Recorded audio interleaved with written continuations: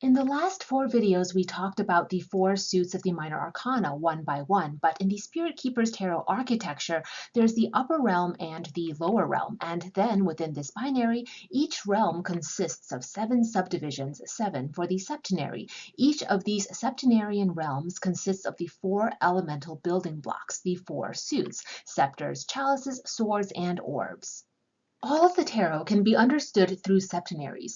Here on screen, you're seeing the 3 septenaries of the major arcana. In the Spirit Keeper's Tarot, each septenary corresponds with one of the 3 key zeros to unlock one substratum of this universe. The first septenary of the majors is the cardinal primordial realm. The second septenary is the mutable transitory realm, and the third septenary is the fixed realm producing the new world. These 3 septenaries also embody the Holy Trinity.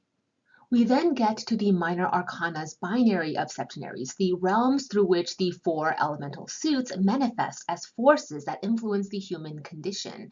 The Empyrean Court, or court cards, are the messengers between the spirit realms and the earthly materialized world that we dwell on.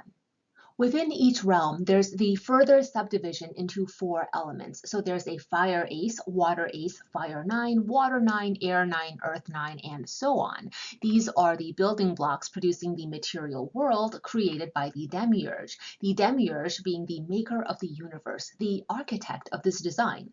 The aces, 2s, and 3s from the upper realm are still more concentrated embodiments of the divine and are conferred to us in the material world through the angels and spirit guides. Then we've got the lower realm and the minor arcana, 4s through 10s. Now these 4 elemental building blocks from the 10s in the lower realm all the way back up leads to the divine source, divine origin, the 0, key 0 or 22. The numerical significance of the number 22 is the master builder. The court cards, the Empyrean Court, are the holy guardians over the lower and upper realms, tasked by the primordial spirits from the 3 septenaries of the majors to oversee the worldly condition. So the tarot deck is a sympathetic micro-representation of this entire construct. The 22 major arcana keys reveal creationism, however you want to define that, and of apocalyptic visions, the birth and destruction of universes. Working through the 3 septenaries is about a return to divinity, transcendence, achievement of the great work. The Magus, key 1, you wield the power of the 4 aces, the 4 sacred relics, the 4 sacred tools. The minor arcana, born from the 4 seeds of divinity, the 4 aces, express the successive order of creation: provision, fruition, building, expanding, nurturing, reasoning, then manifestation, culmination, and the mount. The realm of aces are the nucleic seeds, the 4 letters of the tetragrammaton of divinity, the 4 letters of the creator's name. In the beginning there was the word. This is the word from which creation comes forth. The 2s represent the intellection behind the creation. It's the balance of yin and yang, passive and active, receptive and assertive, the alchemy for idealized harmony on this world. The 3s is where logos, words, ideas, and inspiration bear fruit. This is realization and understanding, coming to awareness. The Empyrean Courts, which we've covered in depth in a previous video lecture, transmit divine inspiration to us here in the earthly world. They bridge the 2 worlds. They're the messengers that go back and forth. I hope that these cards are designed in such a way as to be versatile, so you can treat these as ordinary tarot cards if you so wish. If you're ever curious about how I personally read the court cards when using the Spirit Keeper's Tarot, court cards appearing in a divination are always divine messengers, the specific faces and names of Holy Spirit making themselves known to us, diviners.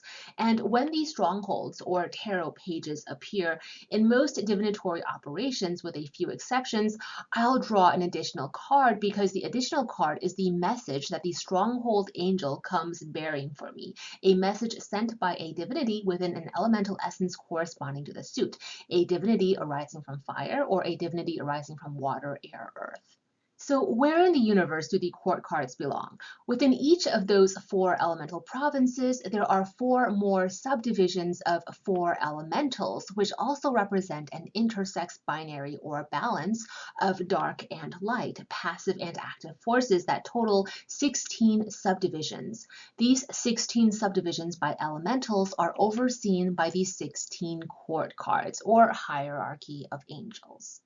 The tetragram that Eliphas Levi references, that was the quote that came up earlier on screen, oh, and pay attention to that theosophical addition to the number 72, form the four building blocks, which is a perfected binary balance of, once again, dark and light, the material world requiring both dark and light for it to be in harmony. Although the sum is the four elements, here is the residence of the 72 Shem angels, corresponding to the pick cards in the tarot, 72 facets of divinity, which form the divine Ogdoad. That's the subdivision of 8, reminiscent of the 8 I Ching trigrams, where the tarot correspond with the 8 I Ching trigrams, subdivided into the 4 Western elements 9 times to equal 72. The 72 divinities derived from the tetragram. Neat, huh?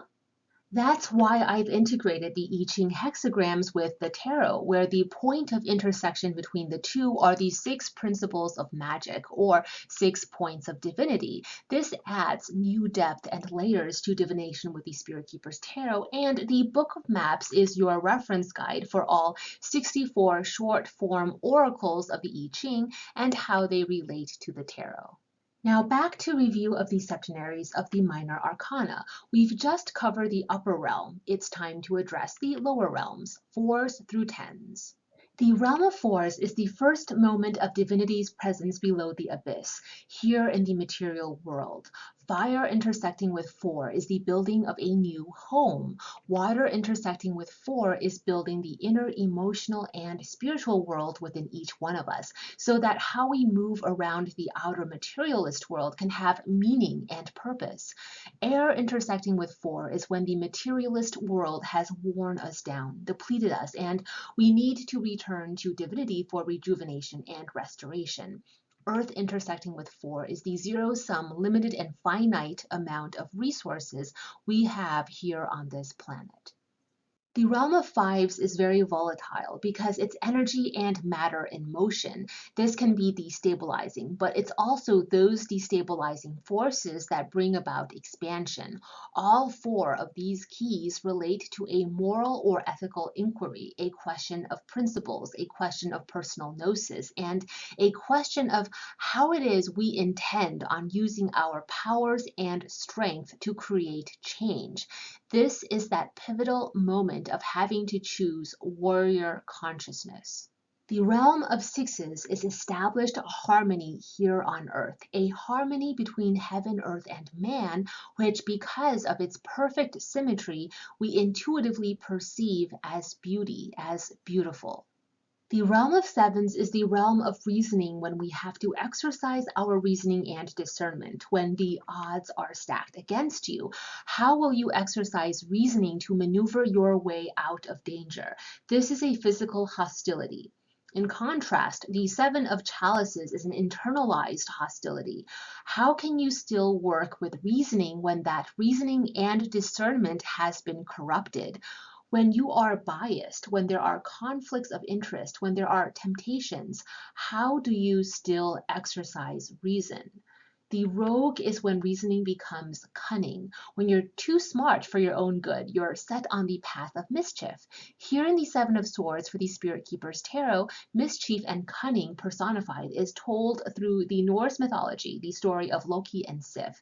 The gardener is discernment of responsibility, deferred gratification, and having to assess when you can harvest your success. What is that exact pivotal moment of space and time for you to mobilize potential energy into kinetic? The realm of 8s is the realm of manifestation. These 4 elemental keys of the realm are about faith. In all 4 of these cards, I tried to express stories of determining your own fate, slowly learning to become the master builder of your own world. The nines are the realm of culminating, when achievement is in the past tense and now we're looking forward at what happens after achievement. After you've toiled so hard, collected your acquisitions, then what? The Nine of Scepters expresses the malaise that comes inevitably after high achievement. You've just accomplished that great work. Now what? There's usually a slight dissociative sentiment that comes after hard work has culminated into achievement. You got what you came for. Now what do you do with yourself? The Nine of Chalices is the wish granted, not necessarily because of some miracle in a vacuum with neither head nor tail, but rather you've earned this blessing. The Nine of Swords is being haunted by regret or guilt when our own shadow is the demon seeking to possess us. This is when you question what you've done and what's happening to you as a result of what you've done or the less than pristine decisions you've made. I like to remind people that the woman in the Nine of Orbs is the same woman you see in the Nine of Swords. The eminence is upward mobility. This is the culmination of all past works into higher, more abundant pastures. And finally, the realm of tens. This is the number of transformation, when the top becomes the bottom again. The more you achieve, the more you acquire and have, the more responsibilities are put on your shoulders. Greatness is not an aspiration as we assumed during our fight up to the top. Once we get to the top, we realize that greatness is a burden.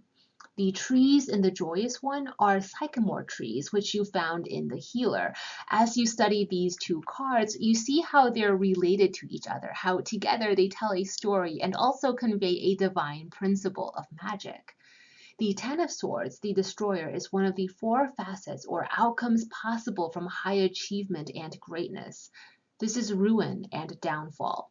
The Ten of Orbs, the Dynasty, in contrast to the Ten of Swords, is achievement and greatness multiplied. I hope you will find the Spirit Keeper's Tarot deck to be versatile and multifunctional, so you can transfer your Rider-Waite-Smith or Thoth system knowledge to this deck and just read under those systems. You don't need to read the operation manuals that come with this deck to dial into divinity with these decks competently and powerfully. The whole ambition for these cards is to be able to amplify your psychic perceptions. So the purpose of this video series isn't to tell you how to read the SKT cards. It's to offer more ways to use your tools. But whether you choose to use your tools in these ways is a decision that's always left to you.